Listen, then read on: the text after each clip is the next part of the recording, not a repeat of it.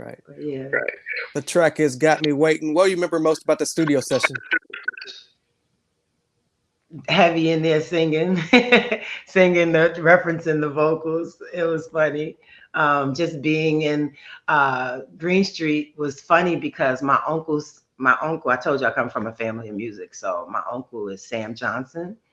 Um, I don't know if you're familiar with his work, but my music, We Gonna Make It, Jadakiss, Alchemist, that's his music.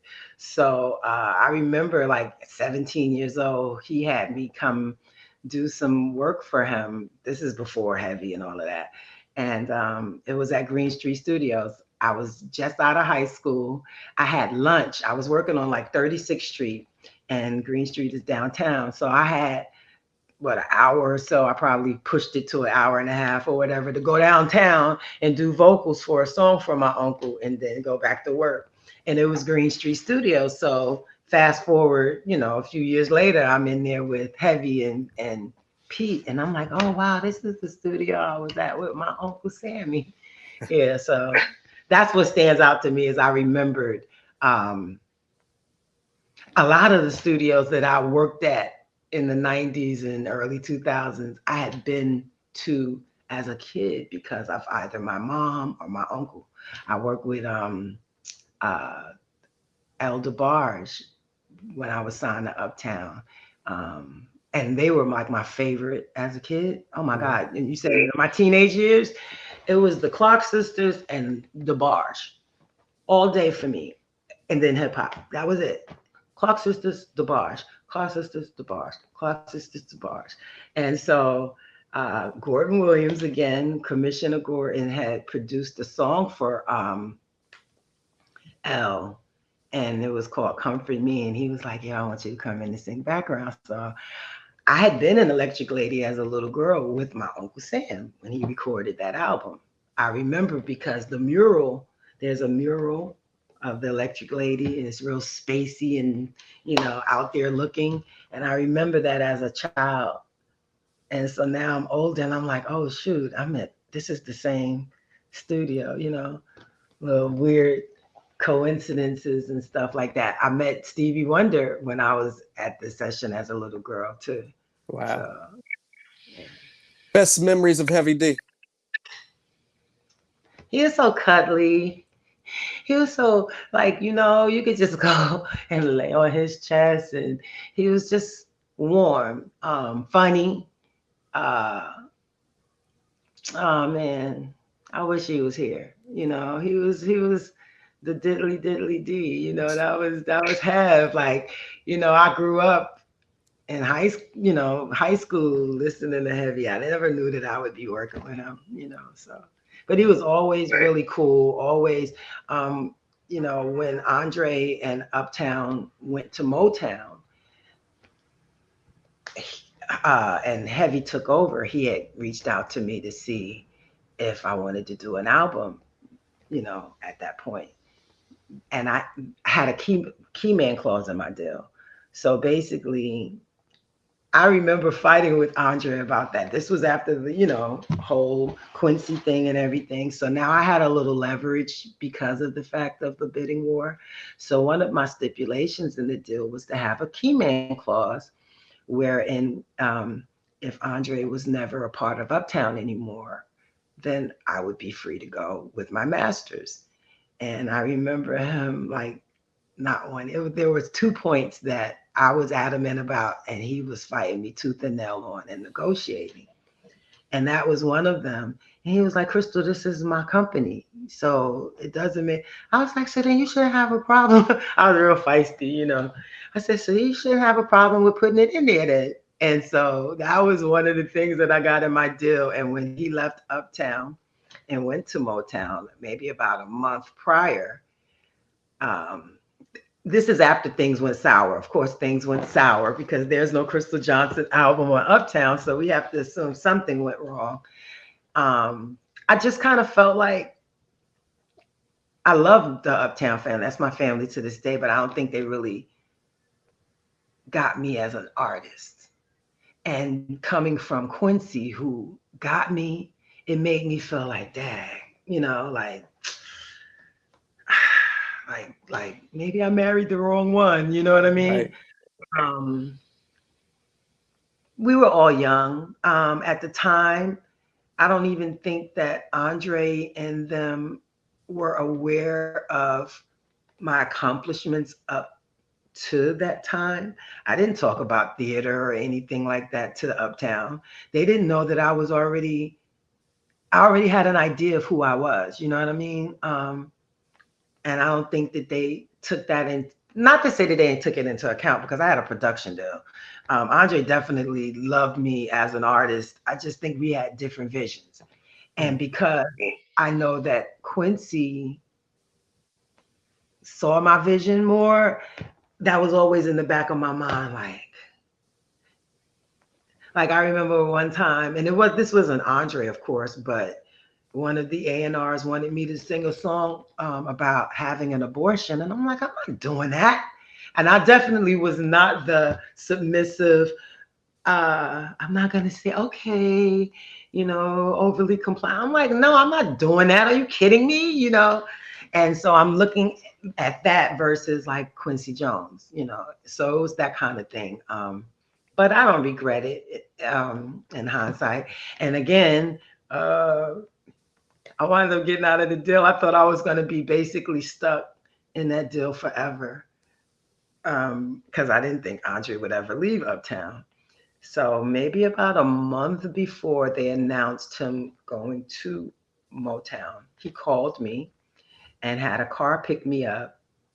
And he used to treat me like, he used to say, oh, you're my Whitney Houston, I'll let you be a diva. Like he thought that it was funny when I would be, I'm not doing that. La, la, la, la. He thought that, this is my diva artist or whatever. I don't know.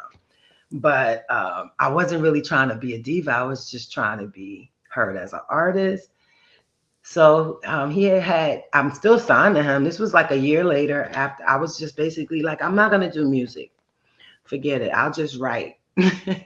And I meant that wholeheartedly. I don't think people believed me, but I really did. My life was taking a different taking a turn to a different direction at the time. But anyway, he had me had a car service pick me up and take me to Hit Factory. And what's the director's name that did the movie with Chris Tucker, Brett something? Brett Ratner. His name Brett. Yeah, he was there, and Andre, the whole Uptown flavor, blah blah. And he was like, "You ready to come home?" I was like, "No." And he was like, he was like, "I'll give you $1 million, something," like talking about in the millions. But I didn't really believe him because I'm like, why would you give me $1 million and I'm already contractually obligated to you? So I'm like, he just want me to do a record. I don't want to do this. They don't see my vision. So I went home. I didn't really think much of it. And then my attorney called me and was like, Crystal, it just hit, I guess the wires or whatever, however it goes, and they make the announcements. And then it became clear to me, oh, he really was serious about the million, about doing a new album. He just probably wasn't at liberty to tell me, hey, I'm leaving Uptown. I know once I leave Uptown, you're free, so. Right. So I didn't go to Motown because I didn't know if it would be any difference. In hindsight, like people say, well, girl, that was $1 million. I've never been motivated by money. This is more important than money to me. So it might seem weird to people. It may seem like I'm capping, but those that know. And yeah, I'm not motivated by money. I like money like everybody else, but money is not my deciding factor. Money's not going to make me do things out of desperation or, I really try to stay focused because I believe that I have wealth that surpasses money. So I have to make decisions accordingly, Right. Also celebrating 30th anniversary this year. Pete Rock and CL Smooth's main ingredient. Can you talk about getting on the track, Take You There? Take You There. Wow. You know, I love Pete. That's my brother. Pete called me on, you know, to come in on that another Green Street recording studio session, and I had already written that song basically. So my initials are CJ, and I remember I had written a hook. CJ, what you wanna do? You know you can make them move. So at this time, I was working so much in the studio for every like they would call me all the hip hop. I love hip hop. They helped me up when basically I got blackballed, and you know, after that, basically nobody really dealt with me in R&B. um, but hip hop kept me alive. If it were not for hip hop, you probably wouldn't even know who I am. So um, I have much love for hip hop. I'm not have Pete called me to do the song. I was in the studio all the time. So me, I'm getting a few G's, $3,000 to $5,000 just for a hook. I'm like, let me do this, get out. I want to go and, you know, go to another session or go chill. I had it timed out. I had like, I was like, I'll be in here for a couple of hours. I'm out. So he let me hear the track, and I automatically thought of what I had written, and I just changed it from CJ to CL. It worked. The verses were already done. I think CL had already done his verses, but they didn't have a hook. So Wow. that's how it happened. What do you remember most about that session? Taking one of my songs and recycling it. You know, it just fit perfectly. I was like, wow, this fits. So I remember that. I just remember loving the beat. I like the beat, you know. Um, I remember being at Green Street. I remember I was in there doing embroidery. I used to knit and stuff, and I was doing embroidery or something like that. Yeah. What do you remember most about appearing on the John Stewart show with the guys? Oh man, I was so mad because the guitar player, it's not his fault, I'm sure, but the monitors, you know, in the front of the stage, all you could hear was the guitar. And so I couldn't hear myself. And then when I got home that night and heard myself on the show, I was like, oh my God, I sound horrible. I'm a big critique of myself. I'm like my worst critic. But yeah, I remember like wanting to say, because they had said, oh, if you know something, if your ears, you know, sound ain't right, you can stop, we'll take it over. But I'm like, I'm not even the main artist, so how am I gonna look saying, hey, can we do this over, you know? But yeah, it was so loud, the guitar was like blasting in the monitor, so I couldn't hear myself at all. And when you can't hear yourself, sometimes you may be a little pitchy, or, you know, I mean, other people like, oh, you sounded fine, Crystal. But to me, I was like, oh, God, I sound horrible. In 1995, you were brought in on the infamous. Who did you have a relationship with, Havoc or Q-Tip? Tip.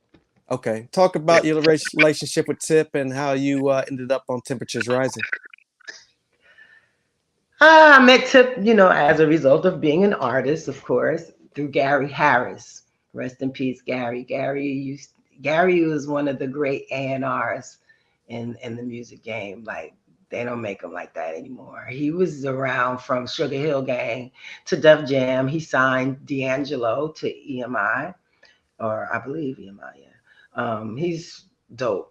And he and I were very good friends. He introduced me to Tip. Him and Tip were very good friends. We became friends. He was just starting to work on, or maybe had just gotten commissioned to do the infamous album. And he told me, you know, I got a joint that I want you to work on. Time passed, maybe like, that was like 94 when he, you know, early 94. And so maybe it was like later that year, maybe a whole nother year later, when we finally, you know, made it happen. That was at Platinum Island. I remember that because Platinum Island had doors that looked like freezer doors, you know, like when you go into the industrial, the doors were like metal. It was just weird things that I remember. But Platinum Island was a hot studio that I've done a lot of work at. Went in there. P wasn't there. I think P was sick, but it was Havoc, uh, Maddie C, and Tip.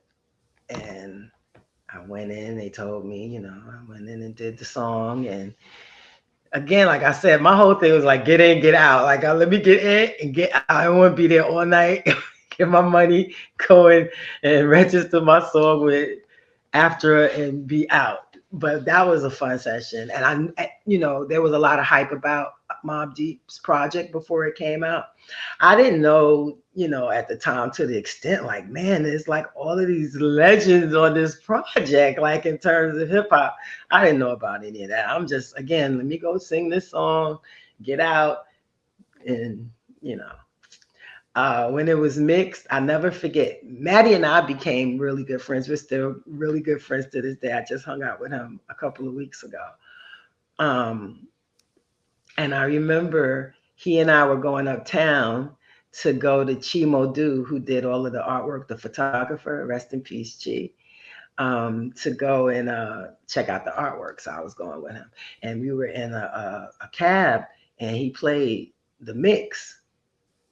So when I did the song, I knew I was doing the hook, but I did not think that he was going to use like that whole 2 minutes at the end. Like there's like a whole literally 2 minutes at the end of just me singing. I definitely wasn't expecting that. I was expecting them to, you know, let me take this little riff or this little thing and put it together, whatever. So again, I'm a perfectionist. That was a one take Jake type thing. I didn't do 2 and 3. I did that one time. He told me what to sing. I did the hook. And then he said, okay, just do some ad libs. So I just, like all of that at the end, that's just me freestyling. So I heard the mix. Okay, and let me say this too. In the 90s, there was a certain, just like, okay, you know that there was a certain sound for a snare in the 90s. It had that snapback to it, right? Mm-hmm. That was a very distinctive sound to it, especially Tip, you know, right? So the same way there was a distinctive sound to drums and snares and things like that in the 90s, there was a distinctive sound to vocal effects in the 90s as well, right? So here I am, this singer. I'm a singer, right? And I know singing. And, you know, this is the effects I use on my voice, and don't put no compression and no gate. And I'm very particular about how I want my sound to reflect my voice in the 90s. So this song was before his time. Basically, he was mixing my voice, and the effects he used on my voice in 95 is very similar to today. Whereas back then it was more of a chorus, more of a big room. Am I making sense to you? Yes. There was a certain sound or effect that you would put on the vocals. So I'm listening to this mix and I'm like, this is effects you would put on a rapper's voice, not a singer's voice. And I'm listening and I'm like, oh God, I don't like the effect. So I'm like, okay. Then the end, and I'm hearing runs to me that I was like, oh, that is sloppy. Oh my God, he kept that on there. Why didn't he have me come to the studio? I wouldn't have had this in there, you know, because again, I'm the singer. He was looking at me like, you're crazy. He was like, you don't like it? He calls me Style, right? Because around that time, Chris Style, because so he started calling me Style, him and Scott Free. He was like, you don't like it, Style? I was like, no, why did y'all leave all of that on there? I'm like, oh my God, this is not a good representation of me. I was heated. I did not like it at all. But guess what? I was so wrong. You know, I was wrong. I had to get used to it. I was not expecting 2 minutes of my vocals. That caught me off guard. And I guess there were things that were perfectly imperfect that, you know, me being critical of myself, I wouldn't have left in. But in hindsight, like that's the song that I get people like, oh my God, I learned so much as a singer from you and your riffs. And I'm like, okay, Tip is who he is for a reason. And I was wrong on that one. You know, he basically saw something I didn't see in terms of the sound that he put on my voice, and even in terms of leaving that whole thing and letting it rock out. I was like, I was not satisfied, but I was wrong. And I realized I was wrong not too long after that. It was hot, Right. So When that album dropped in April of '95, what do you remember most about the reaction from the people? I didn't realize that that album was gonna be such fire and heat in the streets. Um, I just remember saying, "Wow, these some hard dudes." Like, they they they basically had the streets on lock. So that was something like different for me. I would hear it all the time, and I'm always the type of person I can be out and I'll be like, oh wow, that's me, but I won't tell people, oh, that's me, you know. Um, but it was a good feeling. I ended up doing quite a few songs with Mobb Deep. I did the Temperatures Rising remix with Tip, and I got him to sing on that. So the low voice that you hear, that's Tip. Um, and I basically came up with the bass line to that. Dun, Wow. dun, wow. Dun. Yeah. So that we did that at Unique. I don't know why Okay. I remember certain studios like that, but yeah, we did that at Unique. I also did God Part 3 with them, with Rob Tulo. It was a remix. And I did actually my favorite Mobb Deep joint that I ever did with them was the Survival of the Fittest remix. Wow. Have Take you us heard back that? to that yeah, take us back to that creative process. Oh wow, Unique Recording Studio. That was funny because Half and his lady had gotten into a fight during the session. And I'm like, oh my God. The Neve board, they was going in, and I was like, oh God, let me just, you know, sit here and get my work done and go to hell home. But I love that track. That track was fire. It was just funny because, he's saying black love and, you know, Right. the ins and outs of love in the middle of the session. And I'm like, okay, I don't know what to do, but I'm just going to sit here and do my work and go home. But I love that track. That track was crazy to me. No doubt. One of the biggest platforms you've been on thus far is Dr. Dre's Chronic 2001. Can you talk about the creative process behind the message? Wow, that has a history in and of itself. I originally did that with the legendary Lord Finesse. Lord Finesse had called me sometime in the 90s. I don't remember. Maybe like 96 or so. I don't remember when, but it was for him. And we did that at D&D. And I was originally singing on it. And it was such a dope track. He kind of was like holding off on writing it because he wanted to make sure he wrote the right thing. And I remember when we recorded, Fat Joe came down. Fat Joe did like a verse on there. I would love to hear that version of the song. I think it was Fat Joe, Finesse, and somebody else spitting on it, but I can't remember. And it was originally supposed to be for Lord Finesse.